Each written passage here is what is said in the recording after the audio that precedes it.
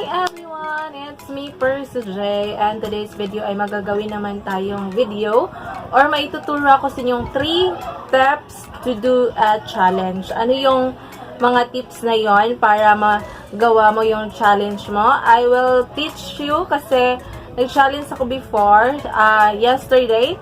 And then, may mga na-discover ako na mga tips kung paano magawa o magiging successful yung iyong team. So, bago yun, kung bago ka ba lang dito sa aking channel, please do subscribe and click that bell button para po updated ka lagi sa aking mga videos.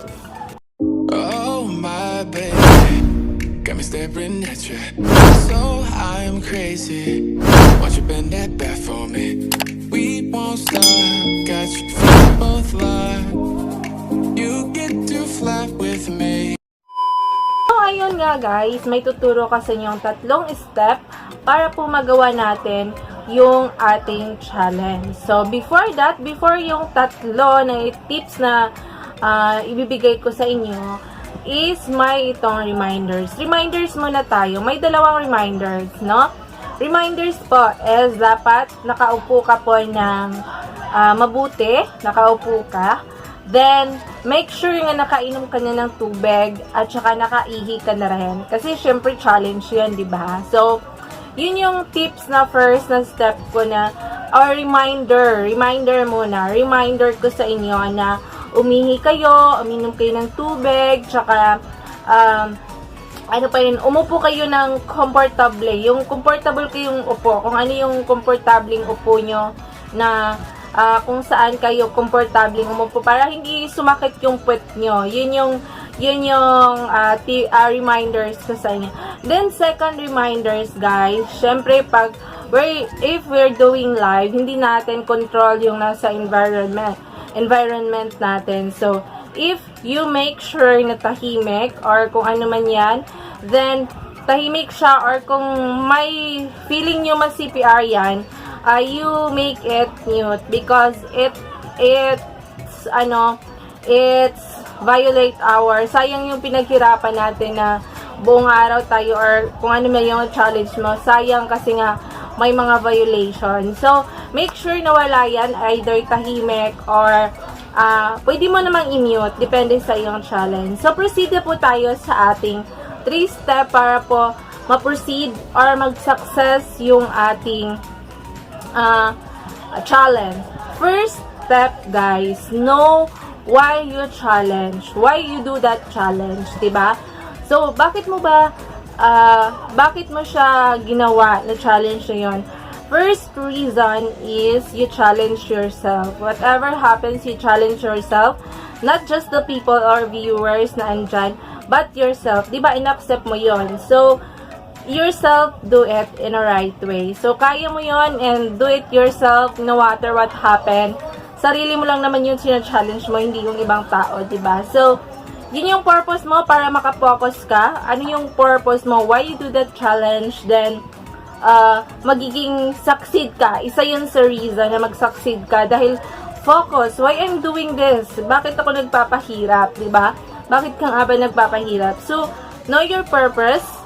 Gawin mo kung ano yung purpose mo and magiging succeed ka. Then, second step, guys, to do that successful challenge. Second step is wag mong titingnan yung number of viewers.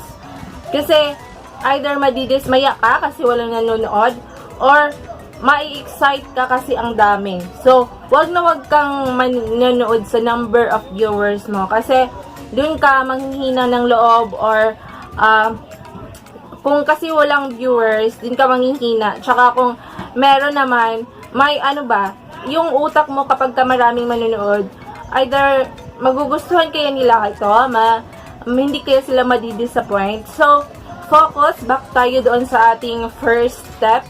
You must focus to why you do it yourself, why you do that challenge, diba? So, focus ka doon sa number 1. Why I do it, the challenge. Don't look the number of the viewers, no? Wag mong titingnan. Kasi manghihina ka or depende na sa yung feelings. Kasi andyan yung hiya.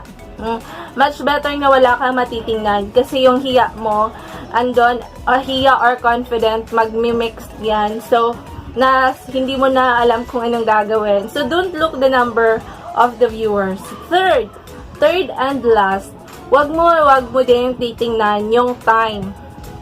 Kasi, ang grabe ng time, guys, kung wala kang ginagawa. It's a very long time. Grabe ang tagal ng oras. Diyos ko. Oo, wag mong titingnan. Titingnan mo lang siya if you want to surrender. Kung surrender ka na po, titingnan mo na siya na yun lang ang kaya mo. 'Di ba? Yun lang ang kaya mo, hindi ko kaya, 'di ba? So, first, know your purpose. Second is don't look the number of the viewers, and third is don't look the time. Kasi pag nasa ka na talaga, nandiyan yung tense, kapag malapit ka na, makikita mo kung titingnan mo na, Diyos ko, ang tagal pa ng oras na yun. Siyempre, wala kang ginagawa. Sa challenge na to, guys, sa akin yung challenge na yun is, kasi hindi ko siya, agad-agad ko siyang ginagawa. So, hindi ko siya na-prepare. So, ngayon, I will teach you the tips. Then, hope may nakukuha kayo dun sa video, and hope nakatulong po ito sa inyo sa gusto mag-challenge dyan sa inyong sarili. So, guys, that's all for today's video. Hope may nakukuha kayo sa aking tips.